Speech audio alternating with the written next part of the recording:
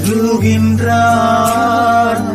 தள்ளாடி தவழ்ந்து களைப்போடே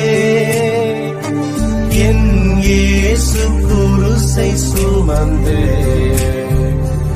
என் நேசர் கொல்கதா மலையின் மேல் நடந்து ஏறுகின்றார்.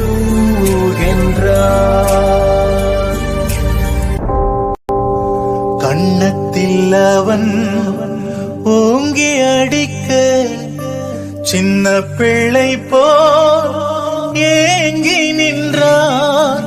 கன்னத்தில் அவன் ஓங்கி அடிக்க சின்ன பிள்ளை போல் ஏங்கி நின்றான். அந்த பேலத்தும் கையை கழுவி ஆண்டவரை அனுப்புகின்றான். அந்த